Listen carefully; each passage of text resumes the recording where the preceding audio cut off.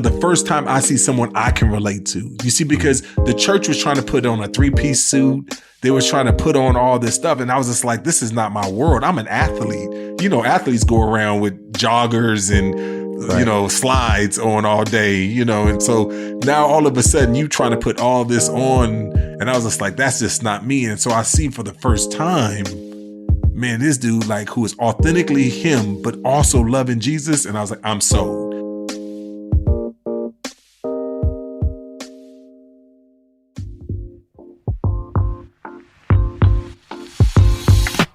This is Where You're From, an origin story podcast at the intersection of faith and culture that digs into the influences and experiences that shape who we are today.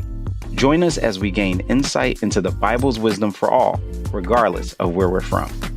Hey y'all, this is Rasul Berry. Thanks for joining me on Where You're From. This week, I'm pleased to share my conversation with my very good friend, Dr. Dhati Lewis. Dhati Lewis serves as the lead pastor of Blueprint Church, as well as the founder and president of MyBLVD, an organization focused on helping disciples thrive where they live, work, and worship. You can find out more about Dhati by clicking the links in the show notes or by visiting whereyou'refrom.org. That's whereyafrom.org. Please join me as I ask Dhati Lewis, where you're from. You know, when people ask the question where I'm from, I was kind of like nomadic. I moved around so much. My dad played pro football. So I was born in Hollywood, moved to Canada, then stayed in Canada for about 5 years. Then I went to New Orleans, was there for about 5 years, and then back to SoCal. Was that because of your dad's playing career? Yeah. Some of the first basically 10 years of my life was pretty much moving around to where he was. So all the way to about the 5th grade. Got you. But SoCal still. SoCal, LA, Lakers. Come on, baby. You know what I'm saying? Lakers, LA, SoCal. That's it. That's all so where I'm from, I'm not confused about where I'm from. I'm from LA, SoCal. Right. And that has rubbed off in terms of your weather preferences. Oh, 100%. I'm bougie with my weather. You know, there's a couple of things. I'm not going to say I'm a bougie person, but when it comes to my weather, I'm bougie. I'm in the ATL. I love the ATL. It's treated me well. But, you know, I'm a SoCal, so I'm I don't like to get lower than 60. I don't like to get higher than 80. And then, you know, I'm complaining anywhere between 60 and 80. Like if it's beyond that, I'm complaining. I can't do it. Gotcha. That's a small window. So tell me a little bit more about your family situation. You mentioned your dad played in the NFL. What was that like? Yeah, growing up, I was, you know, dad and my mom, but then also had 3 other siblings. So I was the middle child, right? So I had an older brother, my older brother, Reggie. And then I had a younger brother, which is a Misho, Sho Baraka. And then I have my younger sister, you know, is Vanjam. And so I was the kind of the middle boy.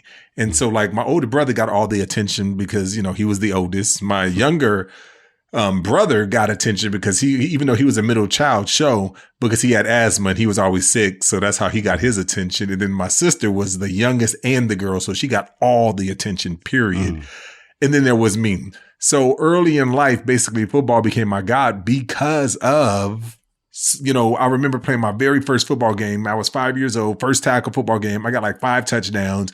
And my dad came to me and was just like, man, you have a God-given talent. And I was like, that's it. Bing. I was just like, that's how I'm going to get my attention. And so at that moment, those were life-shaping and life-changing words.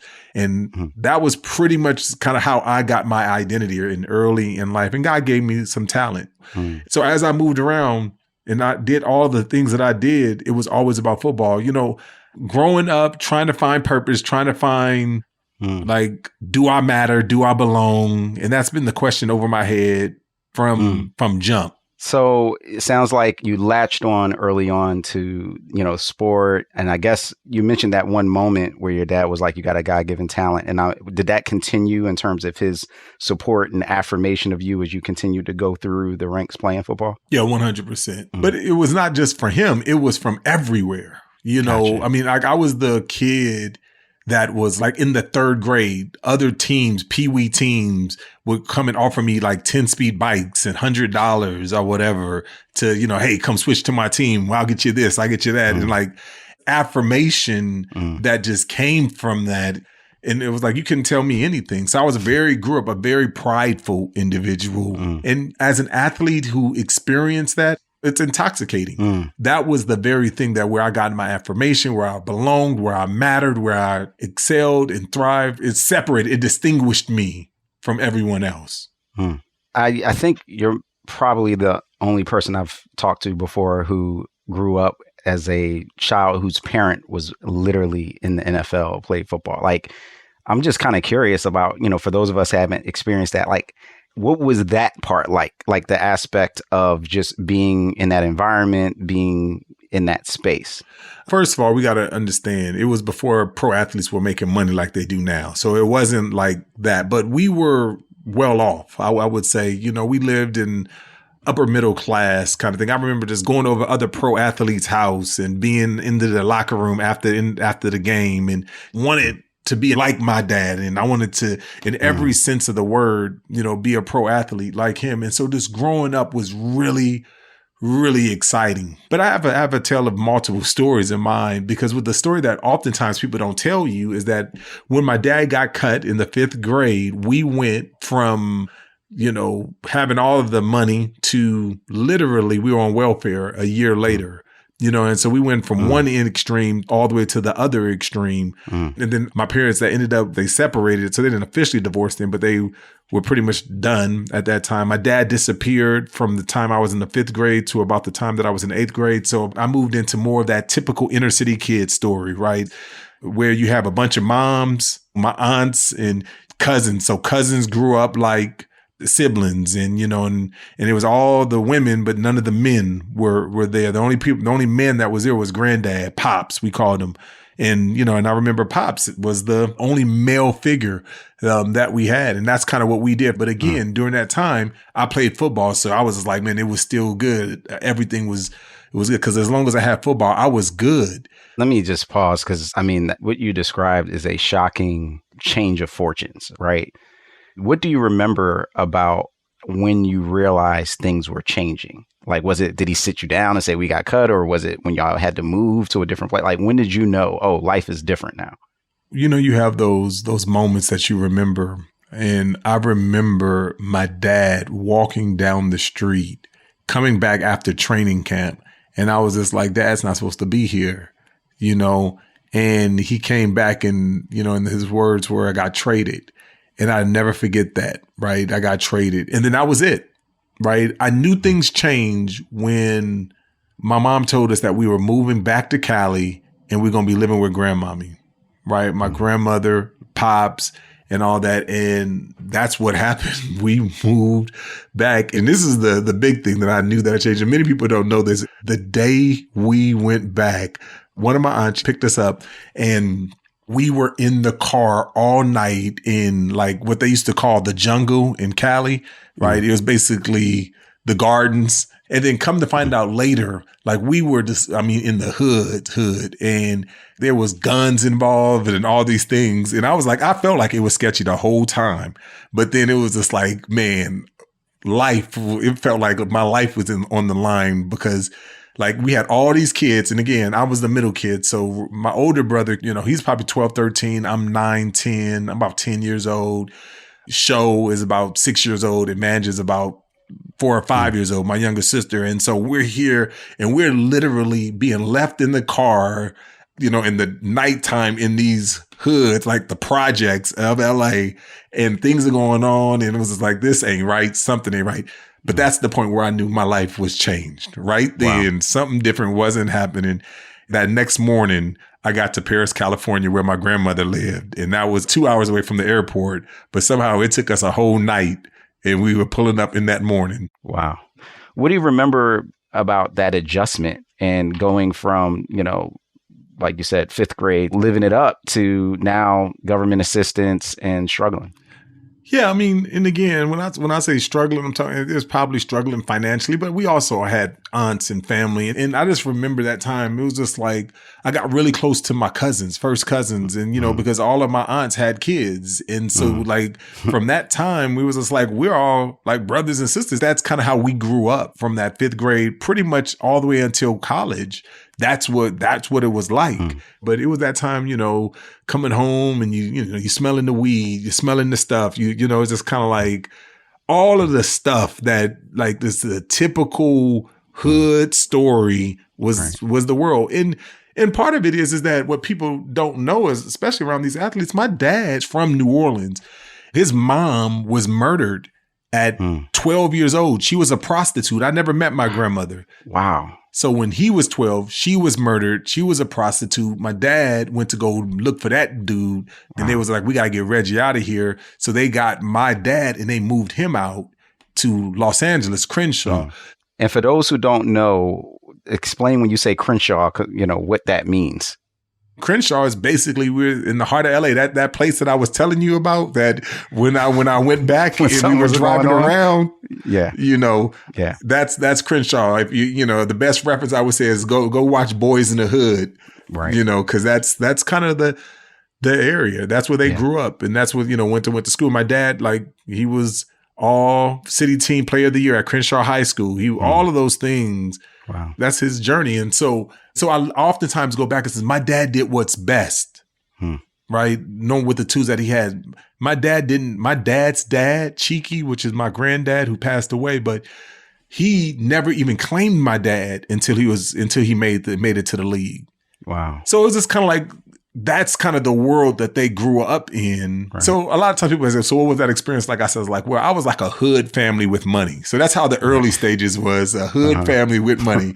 Then we were just a hood family. Right. So you mentioned, at 5, you had started playing football and getting your identity from that. When you moved to LA, like when you're in middle school, high school, did that take a step back or did you just kind of keep it moving? Yeah, no, I kept it moving. That's the reason why I say, man, my life was easy because my canopy was always sports. As soon as I got to Cali, I was in sports. And as long as I had sports, man, all hell could be breaking out. It didn't even matter. So what about your siblings? Like, how did they respond? Did everybody just adjust smoothly to this transition? I think we all have our own trauma story within that, and I know if you talk to my other siblings, they would. I think my oldest brother, took it the worst because, he was the oldest and he probably had a greater sense of what was going on. And also just being one of the older cousins that was a boy, that fell on him to be. And then, and I don't think he ever had anything like I had sports. He was never an athlete. Right. He was more like an artist and music and those types of things. And so that was the kind of the world that he was in. So it really impacted him. Literally, he didn't come to know the Lord until he was almost 50. He had the longest journey. He had the hardest journey. Now that man's on fire for the Lord. He's doing his thing, because God brought him back, from literally the pits of hell. Wow. And my mom went through a tailspin during that time. And I don't remember drugs being in the home while we was playing sports, but my mom tells me that they were. But once they got divorced, it was up front. You know what I'm saying? It was just one of those things. And so growing up, and so for me, I never smoked, I never drank, even to this day, not because I was trying to be a good kid or whatever, because I wanted to be a pro athlete like my dad, but I didn't want to make the mistakes that my dad made. Gotcha. So while this is happening, you're still advancing in sports. And so I know high school is usually a pretty big and important pivotal moment for someone that's obviously pursuing a pro career. First step in that is oftentimes college. So where does that dream go? The dream that you had, and that you were pursuing in middle school and high school, where does that find itself by the time you are finishing up high school? Yeah, well, by the time I'm finishing up high school, my dad re-enters the picture. My family, my aunts, I live with my aunts. We moved to another place. And so earlier in the first couple of years, all the way to my sophomore year, I'm the starting varsity point guard. I'm the starting varsity quarterback, so I'm okay, this is it. And then they're like, well, we're going to move. And I was like, oh, nah, I'm not, things are set up for me. I'm about to move this thing alone. And then they had to move.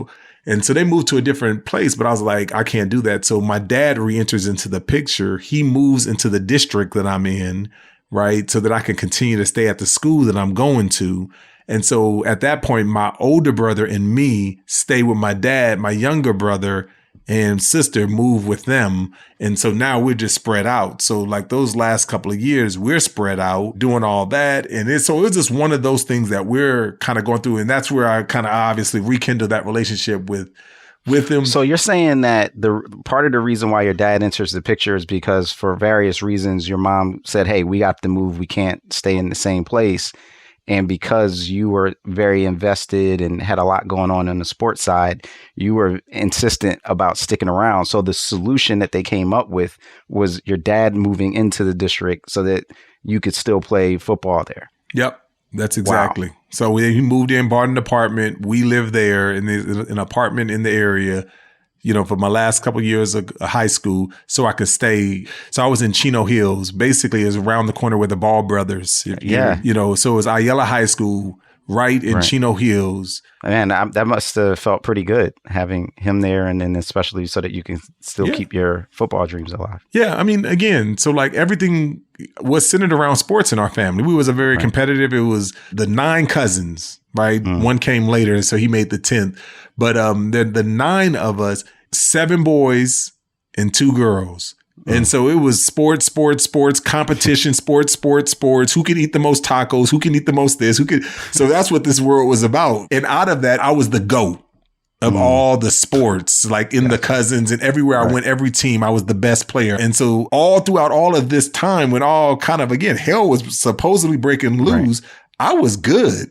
Right. Because I was on trajectory to go to the league. Okay. And then here's the thing. Here's what happened. When I graduated from high school, I didn't get any major Division I schools offer me. I was just like, nah, I can't do it because in my mind, I wasn't going to the league unless I had a major D1. Right. And so that's really what happened. And so like I said, I'd rather go to a junior college than go to a small 1A school, 1AA school. And so that's what I did. I went to a school called Mount Sac, and they did a thing called gray shirted. I gray shirted, which basically means I didn't take enough credits to start my clock. The NCAA rule is from the time you become a full-time student, your clock starts and you got 5 years to play for. Right. And so what they did in junior college was I only took 11 hours. So I knew I wasn't going to play that first year because they already had an All-American quarterback there, but I was going to wait till next year. Anyway, long story short, man, I ended up like hanging out with my friends, doing stuff I didn't need to be doing. And then at that point, that's when God got my attention. It was just like, man, there has to be more than life than sports. Wow. So this is in Mount Sac is where? It's called Mount San Jacinto, which is in the Pomona, Inland Empire, like Chino, kind of that area. Okay. So how does God get your attention in that moment? So basically it was during that time. Again, I don't know anything. You would have told me about David and Goliath, Samson. I was like, who are these cats? I don't know. I don't remember having a Christian conversation, in high school. It just wasn't so I wasn't anti-Christian at all. It just wasn't a part of my life. And so here I am, and my best friend's mom, Cassandra Butler, bought me a Bible. And at that time, they started inviting me to church. I started going to church, and they was just offering the altar call. And I was just like, okay, I guess if I want to be a Christian, I got to do the altar call. And I'm just going through because at this time, like everything is coming at me. This is when Malcolm X was big. Farrakhan was big. I don't know any Christians, but I'm seeing Muslims, the Nation of Islam, like they're in the neighborhood, they're in the places, and I don't see Christians anywhere kind of doing anything. So long story short, basically what I was like, I remember talking to my mom, and I was like, Mom, I don't understand all these religions. And I was just like, there are all these things. And I was like, so guess what? I'm just going to go together and I'm going to put all the best things of all the religions together, and I'm going to make my own religion. And so that was it. So basically I was a functioning Unitarian, for a time, because I was just going to take the best of what I saw taking place, because no one necessarily, I didn't understand. And so I remember saying one time reading the Bible, and I don't even know what I was reading, but I remember just like the Lord speaking to me. And it was just like, hey, this Sunday, when you go to church, I'm going to give my life to Christ. Because that's the only way I I thought you can give your life to Christ. So it was like a Tuesday. So somewhere between, I don't know where your theology is, but somewhere between Tuesday and Sunday, I became a Christian. But I remember, don't know what the pastor preached, went to the only church I knew to go to, New Pleasant Hill Missionary Baptist Church, went to Pastor Reverend Hill, went there. He preached whatever sermon he preached. But at the end, I knew I was going up and I was going to be giving my life to the Lord. I went up to give my life to the Lord. And that was it. Then all hell started breaking loose on my life. Wow. So, because it's a fascinating story, like what changed from I'm just going to grab all these different pieces and make my own Dhatiism to actually saying, no, I actually just want to follow Jesus? Like, was it just the scripture reading or was it something else? No, it was basically because I was quote unquote a good kid. Right. Like, according to everybody else, that's because I never smoked. I didn't drink. Right. Because growing up, like all my boys was like, oh, D-Lou's going into the pros. So that's why you don't do this stuff, you know? And so they would drink. So I was around it all the time. But my out, it was sort of like, again, boys in the hood. I was the athlete. So I was that dude. And it was just like I was protected by the community because I was going to the league like my dad. Right. So Ricky. Yep. That was, yeah. I was Ricky. Yeah. So I just remember like when it came, it wasn't like I needed like, I just need to stop drinking. I need to stop doing all these things. There's definitely things I need to stop doing. But really what it came down to was you're not good enough and you need a savior. Right. And I knew, like at this time, it's all about sports. I mean, I have a girlfriend and I'm a bouncer. She's a stripper, you know, and so we doing our thing and like all I do is I'm working out. I'm lifting weights because I'm going to the league and I just remember during that time it was also like, man, things were like God was just stripping things. Like I remember going to a McDonald's job fair trying to get some money, get a job. And like, they didn't give me a job, you know, and I was like, I can't get a job at McDonald's. So it was just like, God was just stripping me of just kind of all of my sufficiency that I had, you know, of being the man and being everything. And so when he started stripping me, that's when I started searching like, man, there has to be more than life than this. And then that's when I started searching. I actually became a world religions major because I was searching. Wow. You know, and so I started studying the Nation of Islam, Hinduism, Buddhism, African tribal religions. I studied world religion because I was searching for something. I was searching for more. So then you decide that search ends with you choosing to follow Christ after hearing, you know, Reverend Hill give his message and you come forward and you said that's when all hell breaks loose. All hell breaks loose. Because what happens then? Okay, again, have a girl, right? And she's a stripper. I'm like, now I'm trying to live this life. All of a sudden, I'm just like, okay, what's happening?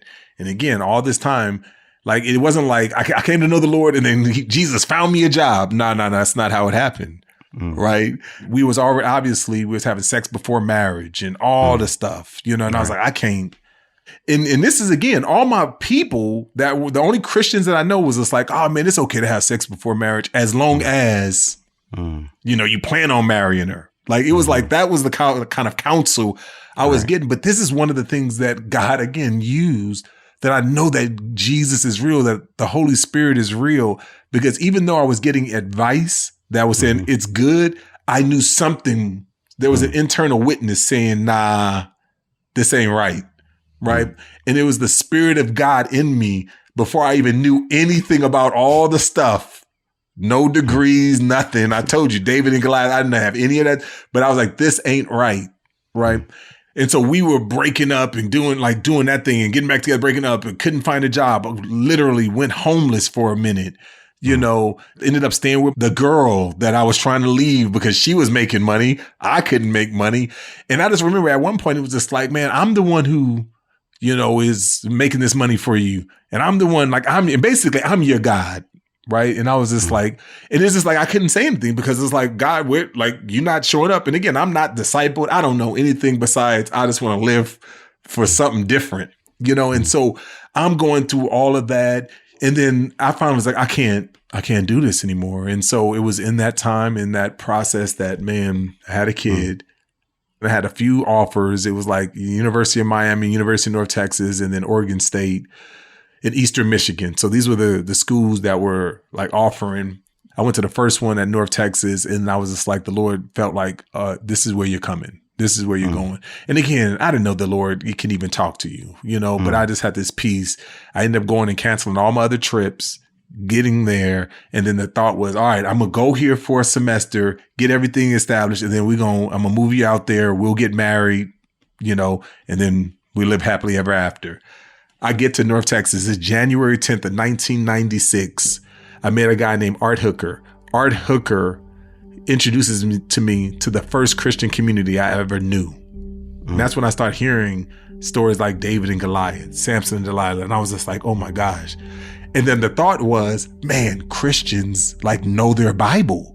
And so every time I heard Christians know their Bible, I was like, I would go and I was like, I got to go get the Bible and I have to go get it. So literally every single day, I was at a different Bible study. It was whether it's Navigators, Crusade, InterVarsity. I went to a couple of cults. I was just going because I felt like I needed to catch up because, for me, I knew football. I was in spiritual two-a-days, right? It's so every single day, every single night, I am in the Bible because I was like, I got to catch up. I got to know my Bible like all Christians know their Bible.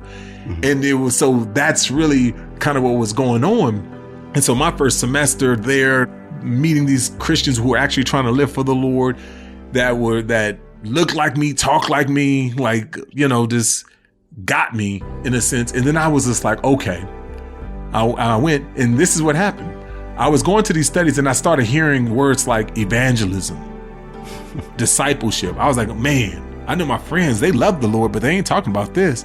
You see, Christianity to them was don't go to the club, don't drink, don't have sex outside of marriage, don't join a fraternity or sorority, don't. And they were all part of the gospel choir, and so it was just kind of like, all right, so that's what it meant to be the Christian, don't do. And I was just like, God, I'm real clear on what not to do. Right. I just don't know what you're calling me to do. And here I am. This is the first semester. So I have my pregnant girlfriend back at home and she's still stripping and all, and all these worlds, these going, and I'm trying to so my natural thought is, oh my gosh, what am I going to do? Because I'm starting to hear things like unequally yoked. I'd never even heard of something like that. What is a yoke and being unequal? I thought it was an egg. I literally didn't know what any of the stuff was, but I'm starting hearing all these things. And so when I hear about that, I was like, oh, I got to get her saved. And she thought I was in a cult because again, she saw the transformation. I was one of those dudes that had one of those mini Bibles in my back pocket. I was like, man, this is my dagger, everywhere I go, so I was just all in. And so here's what happened.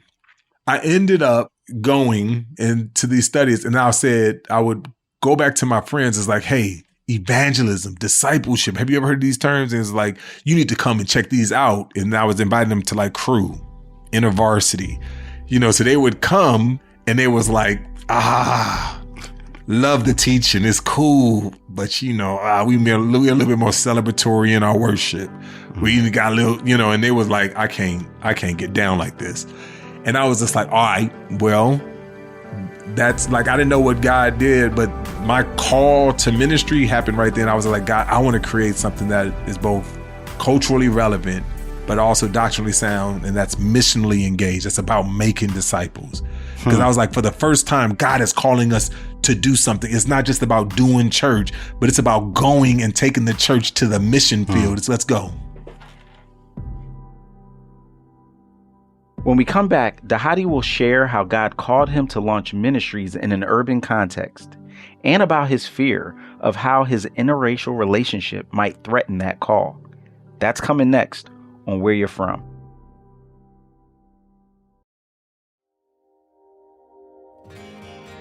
This episode is brought to you by Church Salary.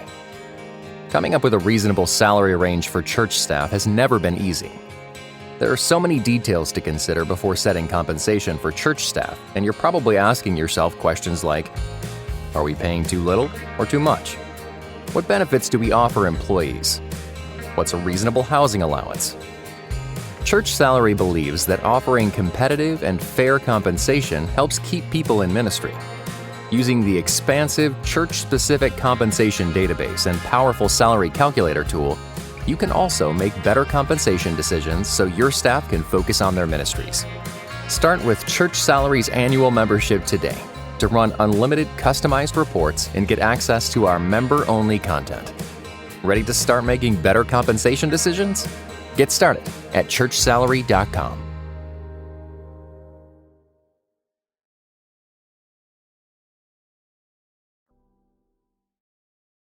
What's up, Where You're From listeners? You like free stuff, right?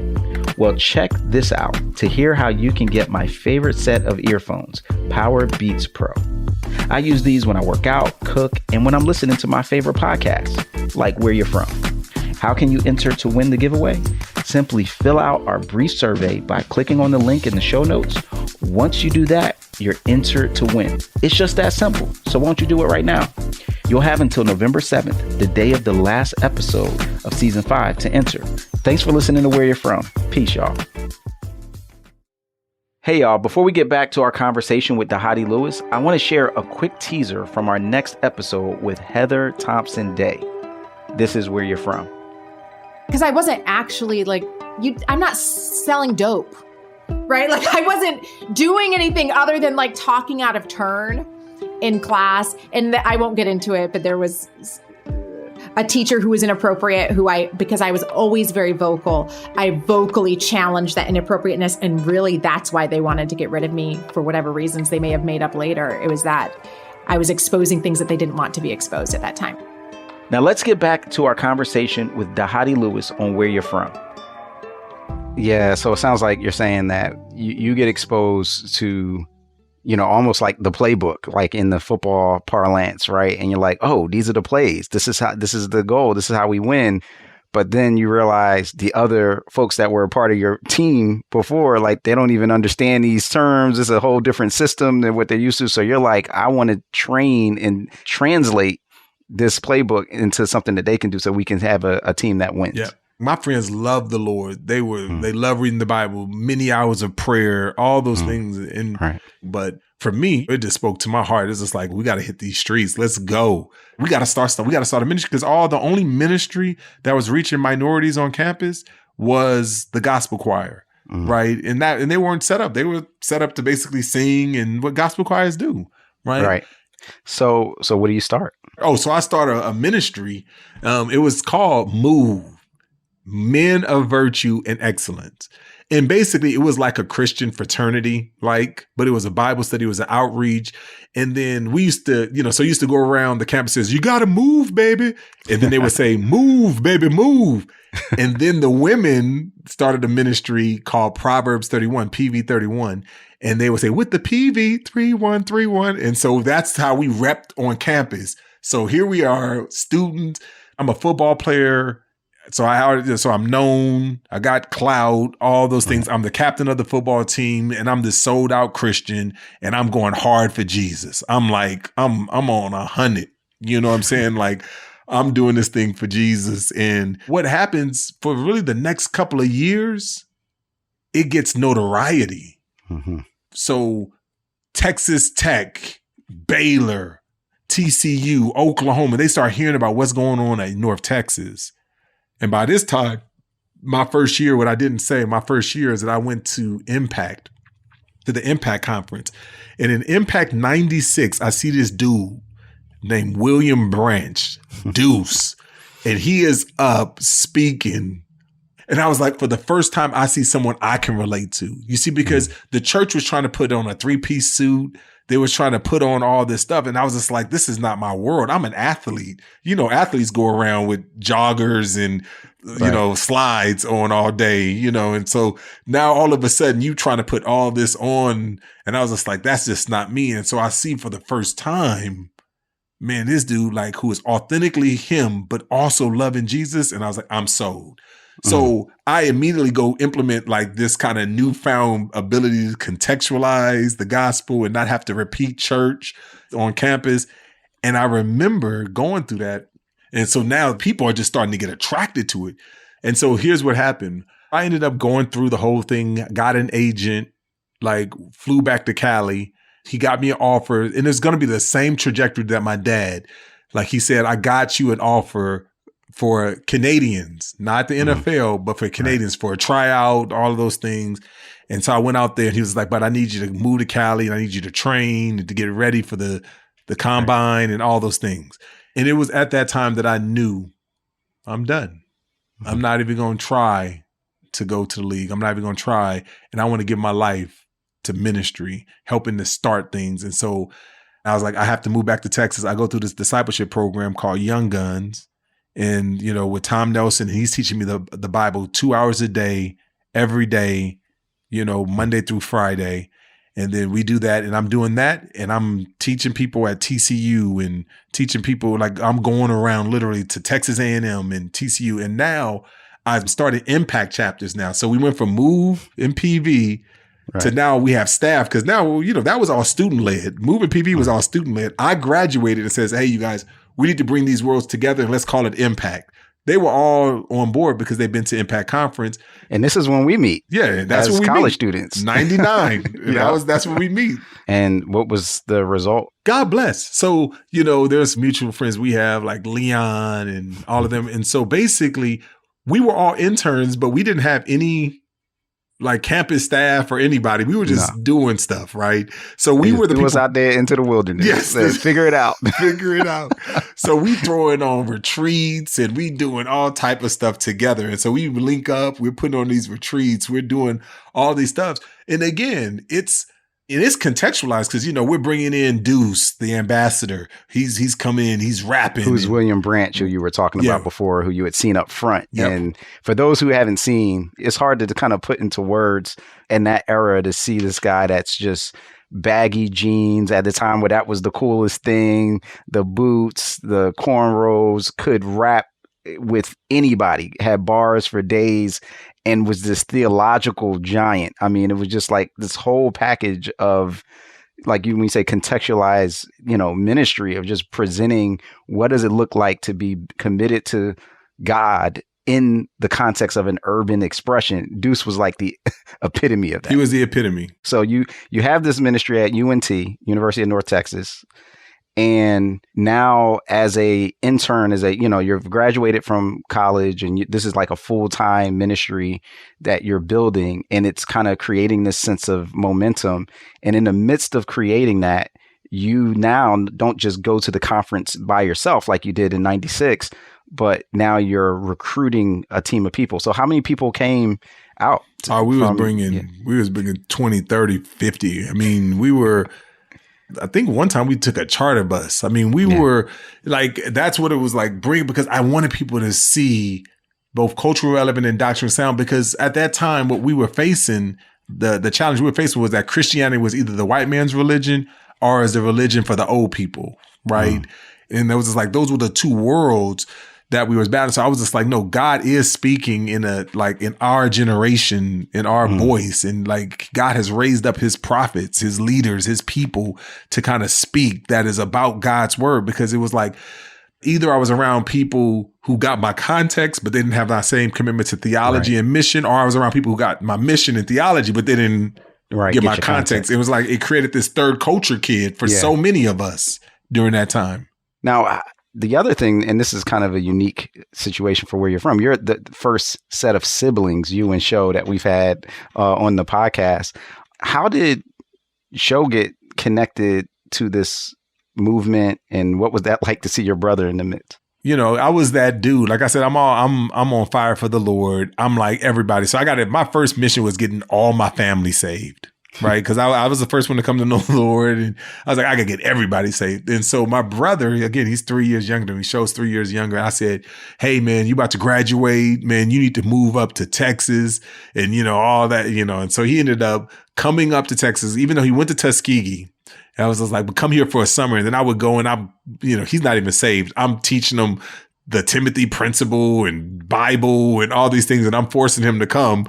So he comes and he don't give his life to the Lord, but then he goes to Tuskegee, and then in Tuskegee, he starts looking for other Christian leaders because I kind of introduced him to Christians, minority Christians, while he was at Texas. And then he finds Byron Johnson, he finds Campus Outreach. They ended up taking him to the Impact Conference, and that was that same Impact Conference where both Lecrae and Sho came to know the Lord when James gave that message upon all messages. Oh my gosh. About the crucifixion, and then come to know the Lord. And that was kind of the moment, but it was just really, for me, just introducing show the Christian community that kind of spilled over to him looking for Christian community in Tuskegee, would had him going to the conference, and so that's how we got involved. And so then after that in Tuskegee, it was expensive, right? And I was going to University of North Texas. And so when we got to a place where we couldn't afford to continue to put him through Tuskegee because loans and all that, we moved him to live with me and to finish his school in Texas. And then that's pretty much where him and Lecrae and all them, they all met. And then they all had this love for hip hop, All right. So you got this campus ministry, which turns into a church. You got your brother come to faith, all these things. And yet, that's not all the side of you, right? Like there's also at some point, were you thinking about relationships? Were you thinking about, that connection with somebody else and a family, or were you just so focused on the mission that you weren't even? So that's a good, it's good, Rasu. Okay. So in this time, I'm now single by myself, trying to live this life, leading these ministries. But I bought in again to that camp myth, choose the girl you like, make the silhouette of the type of woman you like, and all those things. You've heard that. You've heard that talk if you've been in youth groups or whatever. Yes. So I did all that. And then there was this one person and I was just like, okay, there it is. And I was like, we were great friends. She was the leader of the women's ministry. I was the leader of the men's ministry, great friends, all that. But we just knew like it just didn't work. We were great together as leaders, but it just wasn't the connection. Wow. Yeah. So you have the heads of these two different ministries, the men's and the women's. Everybody's probably all the pressure, right? Because it's our Christian community. Yes. This is obviously the Lord, right? Obviously. Y'all supposed to be together. Look at y'all. Look at how dynamic. Y'all are a team. And so you got all that. And that's kind of sometimes hard to discern what people are thinking versus what actually is best because and good. It made sense. She loved Jesus. I love Jesus. She was beautiful. I love beautiful women. She, like all the stuff, like she caring, all of those things. Like, and I was just like, okay, this is it. But I was just like, no, this is not it. Like I just knew. Right. So ended up breaking that off. Now, how just we all go through. I went to the other side. Just me. All I need is you, Jesus. It's just me and you, the Apostle Paul. I got the gift. That gift lasted for about, But anyway, I got the gift. I went through the gift of singleness. The gift of singleness. Yeah. So I have it. I'm going to do it. And then I also was going through a program. And that's, again, this is in 99. So I'm going through a program which was prohibited for you to actually date during that time. So I was just like, I'm good. And so this is where it gets fun. So now I'm in the ministry. I'm leading the ministry, Impact, bringing all these things together. And so now I meet this girl. The first time I meet her is Angie, my now wife. I try to kick her out the Bible study, right? Because she actually got to the Bible study there on time. And I'm like, hey, you're welcome to stay, but we're about to do a Bible study. But she's like, oh, no, I'm here for the Bible study. I was like, oh, well, welcome. And so I started backpedaling and all that because, it's Impact. So I'm trying to reach African-American students and she's white, by the way. She is white. All right. And so now, I'm on my Apostle Paul and we're out doing evangelism and all that. So anytime we would do evangelism, I would say, hey, you, Angie, come with me because she's not a threat. Because I didn't have a problem with interracial dating. But for me, I just always wanted to marry a Black woman. So I was just like, she's not a threat. You come with me. She's not a threat to your Paul single science focus. Yes, my Paul single-minded focus. I'm only on you, Lord. Come. Yes, all that. She is not that threat. So I just remember going through, and so she kept showing up. She actually came to know Jesus. When we first met, she didn't even know Jesus. Came to know Jesus. In that time, was just always there, always around. We went on a mission trip together, service, all this, hitting it, killing it on all levels. And I remember we come back from a mission trip, dropped her off. And by this time, I'm like, oh my gosh, I think I have feelings for her. And so here's what I say, Rasul. Here's what I say. I said, hey, Angie, you're the type of woman that I would marry if you were Black. Ooh. And so that was I was putting my Romeo on right there. I was just like, wait, pause. What was the outcome that you were hoping to get out of saying something like that? I was just trying to be honest. I don't really know what the outcome, I don't know what I was expecting. How did she respond to that? If she was here, she would say she got excited for a minute. She's like, oh, well, I can't do anything about that. So you can leave now. So, so I don't know how we got through that. I think I blacked out because I don't know exactly what happened there. But I was just like, you're the type of woman if you were black. So what happened was somehow she got through that. She went away for boot camp because she was in the Air Force, went away for boot camp, and I started really missing her. And then long story short, 4 months later, and I was like, all right, I want to do this. And so, but this is where I'm going through identity crisis, because one thing I didn't say, my origin story, I grew up around pro-black. I told you about Nation of Islam, but pro-black. I mean, my aunt was the only woman that spoke at the Million Man March. So I'm talking about one of my aunts ran for president, right? I grew up in the don't trust the white man, kind of all of that. My mom went to join the Black Panther Party. Like I'm talking about, I got cousins in the Nation of Islam. Like that type of like very pro-black, thing. And so like I'm going through all of this and I'm ashamed.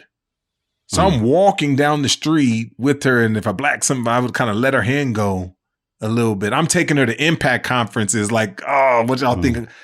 Because now people have been like, man, am I Uncle Tom? Am I a sellout? Because that's what people were saying. Rewind for those that that may not know, because especially thinking about in the 90s is such a different time. Like, what was some of the stigma and where did that come from in the black context of being with a white woman, especially for a black man? Yeah, it was just like we losing all of our black men. That's when like movies like Jungle Fever and all those things were coming out. And I've asked many black Christians, would you rather me marry a black non-Christian or a white Christian?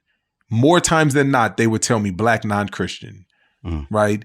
And I just recognize, man, so much of our identity is in our blackness and not in Christ, right? And so I had to go through all of that. After I got with her, I broke up with her because of that stigma. Like, am I an Uncle Tom? Am I a sellout? Because by this time now, again, you heard, I told you some of my origins. So now I'm with Impact, but I'm with Crusade, which is a white organization.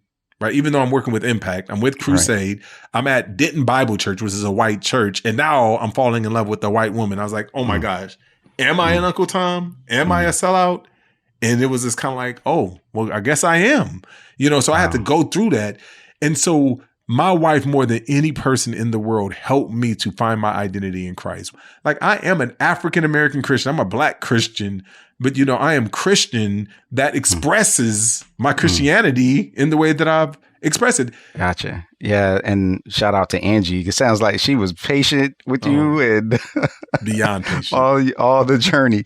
So how long does it take before y'all go from significant other to married? So we ended up getting married 2001. So a year later. Wow. So amazing. Okay. So at this point, you boot up. You see in ministry, it would seem like even the church started with Lifeline. The flag is firmly planted in Texas. You found the promised land. Yeah. Is that what happened? That's not. It didn't stay there.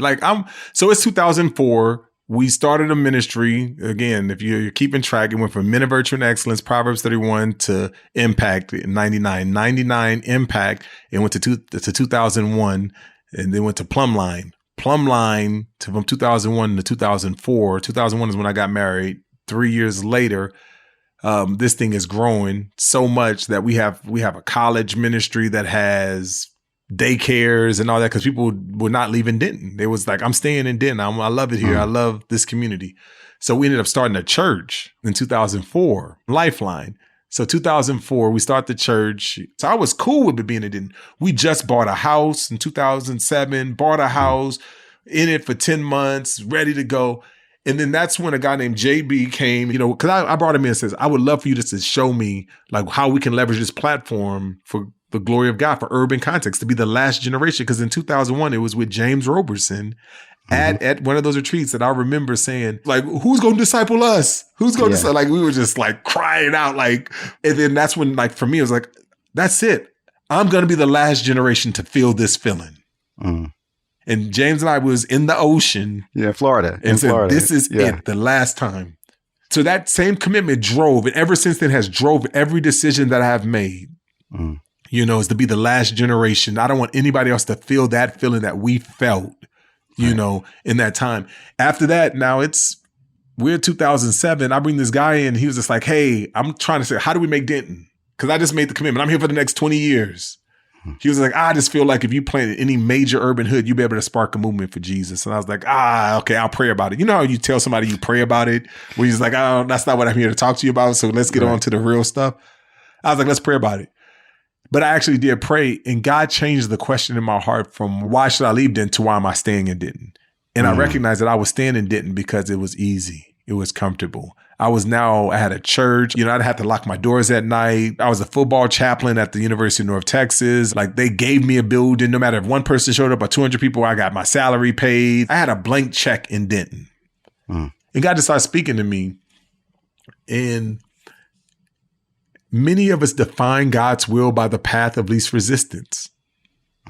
Like, it's like, God, why does it feel like we are always calling Christians to easier and better? It's never harder and worse. And I recognize that so many of us, our North Star is our comfort, and we're addicted to our comfort. You know, and so I started asking, I asked about 16 people that I looked up to and I cared about their opinion. I asked them basically, do you think I need to stay in Denton or leave Denton? 15 out of 16, I'm like, oh man, I think you need to leave. I think you better have a greater impact. And only one person said stay, and that was the guy I co-pastored with. He was the only one that said stay. So that October, I flew down to Atlanta as a group of us, man, some of the influential minority believers. We were all in that room. And I remember just lamenting. It's just like, man, I'm so lonely. I'm so isolated. And that was what all of us were. It was just like, man, we're so lonely, so isolated because we feel like third culture kids. And I just remember leaving there and felt like the Lord was shifting something in me. And then that was mid-October. So by December 15th of 2007, I was before the Lifeline. It says, hey, you guys, the Lord is calling us to move and ultimately to go to Atlanta to start a church. And then when we made that commitment, 25 others says, hey, if you guys go, we're going with you. And so at that time, 25 people made a commitment to leave Denton, to come to Atlanta to start Blueprint Church. And that number eventually became 40 people. So I knew that what I was in now, by this time, if you're keeping track, 96 all the way to 2008, I knew I was just like, I can't copy and paste what I've done in Denton in Atlanta. So I need something. So I ended up going to Little Rock, and there's this residency called Fellowship Associates in Little Rock. My wife and I spent in family. Now we have 4 kids. We had to there, then stayed there for a year. And what I would do is I would travel back and forth to Atlanta, you know, whether 2 days or 2 weeks, and just ask people about the church. Spent that time. And then I basically began to contextualize the church for Atlanta. What does that look like? And that's when we came up with the name Blueprint and all the stuff and all the things there. But we named it Blueprint because the definition of a blueprint is a plan or a process that's used as a guide to start something new. In a world that is becoming more urban, it felt like all of our churches would be becoming more suburban. And so we wanted to embrace the beauty and the complexity, you know, the density, the diversity of the city. And so we wanted to establish a blueprint, and we wanted to be a church that's planting other churches because we want to be a church that's going to be the last generation to leave the urban context for sound discipleship. And so that's what we did. Love that. And I love the vision behind the name Blueprint. And so the blueprint wasn't just for effective discipleship in the context of this local body, but you're saying you wanted a blueprint for effective ministry of discipleship in the urban context that could go global. Yeah. Again, everything has been about the last generation to leave the urban context. So it was for me, we was going to start Blueprint, and then we was going to start a church planting. And so literally year 1, we started Blueprint. Year 2, we started a thing called Rebuild. So it was just like, we jumped in because I was just like, the reason why we came was not just to start a church, but it was to start a church that's starting churches. So we started way too young. It was like, I think about it now, it's like teenage pregnancy. Like, but we were about planting churches. But that was what I did. Like, just like when we was in a campus ministry. As soon as I started Impact, I was helping other people start Impact. When I started the church, helping other people start churches. And then it went to like, I would travel to New York for a season and then like take a week and spend 2 days in New York, 2 days in St. Louis, 2 days in Cali. And I did that for a couple of years. And then that's when Southern Baptists heard about me and they were like, hey, we want to help you do that. And so, I was like, I don't know anything about Southern Baptists, but then someone told me about what Southern Baptists really is. It's autonomous churches that put their money into a pot for the purpose of missions. I was just like, I'm all in for that. Because I was just like, we can do more together than we can apart. And I was just like, I'm in, let's go. And so we joined SBC as a church. One of the things that I've been inspired by in the Blueprint story, and specifically thinking about what does it mean to rebuild a city, a neighborhood, is the way that you engaged a local public school that was in distress. Tell us a little bit about that. How did that happen? And paint a picture for us. Yeah. So once we got here at Blueprint, we want to be extremely local. Like we said, we want 50% of our people to be able to walk to church, and so it was about like, how do we become indigenous to our context? And so one of the things we moved into the Old Fourth Ward. The Old Fourth Ward is the largest Section 8 housing in all of the Southeast. But also has the fastest growing gentrifying community here. It's the birthplace of Martin Luther King Jr. So it's a very historic neighborhood, but it was a very also deprived neighborhood. And so when we planted the church at a few years in, we basically moved into the community. And while we're in the neighborhood, the question is always schooling. Many Christians told us, don't put your kids in the public school, don't homeschool them, private school them. And I was just like, no, we're going to put our kids in the public school. And part of the reasons why is that a problem is not a real problem until it's your problem. And so it was just like, and something becomes your problem through one or two reasons. One is through relationship and the other one is through proximity. And so the only public school, elementary school that they had at the time was the local Hope Hill. Hope Hill Elementary was the third worst performing school. It was on the bottom of all schools, in the APS school system. And so it was like, we're going to put our kids in there. And so when we put our kids there, it became our problem. Angie started going there. She started volunteering there all the time. She was there so much. She was like, Miss Lewis, you're here so much. Do you want a job? And they was just like, what kind of job you talking about? She was like, well, we can make you the cafeteria lady, right? And then it was just like, Angie, that is the most strategic job that you can possibly have at the school. And then she was like, that's the one person who sees every student every single day. So we live in the neighborhood. She sees every kid every single day. She's doing so well that like people, she was just like, hey, are there anybody else like you? They moved her from the cafeteria lady. They moved her to, because it was a Title I school, low performing school, they moved her to the community liaison. Then she replaced herself with another Blueprint member. And then we basically says, if you're going to be in this city group, everybody needs to join the PTA. And so we had people who was all on the PTA. And then we had teachers who started coming to church, to us. And then so basically at one point we recognized that our membership was on that campus 270 hours a week that we have between teachers and students and volunteers. That became our problem. It was a real problem. And then basically we start doing things like day one, which we invite every kid in the school. The first day of school, they come into the school and we announce every kid that walks through the doors and just celebrating them, says, we see you. We're excited, and we go through that. Wait, you announce every kid who comes through what door? The door. So like when you come through the door, you get off the bus and you walk through the door. There's only one way into the school. Every kid, we set up a Soul Train line and we announce every kid. We says, hey, this is Jack. Hey, Jack. It's like, get up for Jack. Wow. And then every single kid who goes through there, we are celebrating. We're handing them pencils. And basically what we're saying is that we see you. God sees you. And that was really just our heart. It was just like, we want to be present. We want to be local. We want to embrace. We want to take responsibility for our boulevard. Wow. I get chills thinking about that progression in terms of presence. Now that you can see it's been years since that process started, what have you seen be the impact for the students there, for the school? Yeah, well, the school turned from the third worst to one of the highest performing.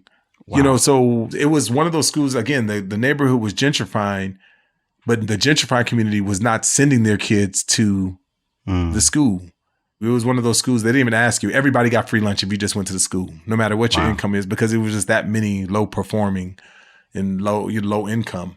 But we was just there. And I just think that so much, I think as believers, we're afraid of the boogeyman. But Jesus says, upon this rock, I will build my church, and the gates of hell will not prevail against it. Gates are a defensive mechanism. What Jesus was saying is, he's saying, hey, the church, I am gathering a people for the purpose of attacking the gates of hell. Too many of us run our Christian life of trying to keep hell out of the church instead of a group of mobilized people trying to attack the gates. And all the advice that we always give is like, try to keep your protect. And it was just like, but what about attack? So Blueprint Church is like, it's about, we're on the attack. Like we're attacking the gates of hell. Wow, that's amazing. And then, so tell me a little bit about MyBLVD and what you're doing now to try to multiply that impact. We started Blueprint in 2010. We then launched Rebuild in 2012, right? And that was to help rebuild the city through church plants and all that. So I said, all right, this is what I'm going to do. I'm going to take Rebuild and I'm going to keep that as a nonprofit, and I'm going to change the name to Boulevard. And so we started Boulevard. And so Boulevard, NAM, Sin Network basically says, we'll take on Boulevard. And then I was just like, let's do it. And again, I want to be the last generation. I was just like raising money. I didn't want to do, I was tired of all that. Let's do it. And they said they want to help me to be the last generation.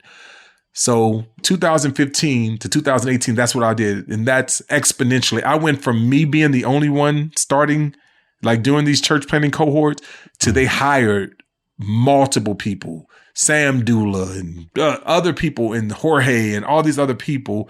And now we were able to train 40 to 50 urban pastors every single year. Right. And so we're doing that now. And I'm just like, oh, so by in 2018, this is when all the stuff, divorce and white evangelicalism, all the stuff is going on.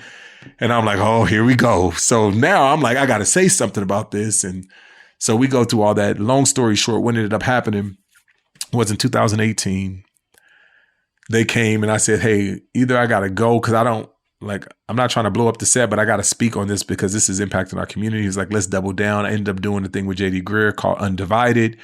So we did that just to kind of speak to some of that. But then in 2018, the other thing that happened was the vice president of Sin Network stepped down, and he basically came to me and said, hey, you're the person that needs to replace me. So in 2018, I basically took on that role. So now I went to leading Sin Network, and now we're planting over 600 churches every year. And again, part of me was just like, I want to leverage this to the urban context. I want to take these resources and I want to help the context. And so it's always been the last generation. How do I leverage these resources? So 2018 to 2021, we know all of what's happened. Then you had the pandemic, you had all the stuff. So in 2021, I was just like, I loved it. I didn't leave disgruntled. I didn't leave because of any frustration. But 2021, I basically said, God, are you calling me to be Esther? Or are you releasing me to be Paul? And I was just like, I can continue to maintain this position and leverage it for the purpose that you have placed on my heart. I can do that. And so I felt like God gave me a release to focus. And so in 21, I went to Kevin Ezell, and he was just like, man, I love you. I appreciate all that you're doing. I just want to fan the flame of what God is doing. And in 2021, we made an agreement, and basically I stepped down. And now Vance Pittman holds that job as the president of Sin Network. And I basically started MyBLVD. And MyBLVD is really about making disciples in the context where they live, work, and worship. And I'm basically returning back. So it's just like I've had different jobs, but I've always been on the same thing. Like, how do I help people start movement? gospel movement, tangible gospel movement in their context. So all the way back from Denton, it was college campuses to now it's churches, it's church planted, it's nonprofits. And so that's what Boulevard is. It's at the core is that we are trying to help leaders make disciples, right? God has exposed me to so many things over my time. And now I'm just like, man, I just want to continue to helping minority believers to take the gospel to where they live, they work, and they worship. And like, how do we make this happen? And, and that's really kind of what Boulevard is about. So we do training. We have this thing called the city syllabus, is where we're bringing urban practitioners together so that anybody who's doing this content is dealing with majority, minority, multi-ethnic context. You're going to get the resources that it is sifted through. It's going to be a deep dive. It's thinking about people like me. Like, we're not just talking about the apologetic of, do we need something? No, man, we're tired of all that. Like, we're beyond that. No, this is for the practitioners that are doing it. It's like, how do we help those people take the deep dive? Because people like me, people like you, what ends up happening is that we get cherry picked when we become part of these white evangelical organizations, which I love. But what happens is that we end up spending our best energy creating an apologetic for why we do what we do. Right. And then what ends up happening is that we don't take a deep dive, and we're not spending our best energy and taking a deep dive to solving our problems that are in our community. And I was just like, I want to spend my best years. So I got 25 more years. I'm 47 years old. And if I go to about, whatever 25 years after that is, 65, 70, whatever that is. Like, I was just like, Lord, I want to spend these next years. I want to be the last generation, and I talk about the 2100. In the year 2100, my oldest son will be 92 years old. My middle son will be 91, and my youngest son will be 89. I want to know that the stuff that I'm investing now will have an impact on them in the year 2100 for their kids, Wow. And this is like, and that's what I want to give the rest of my life to. And so that's what this is about.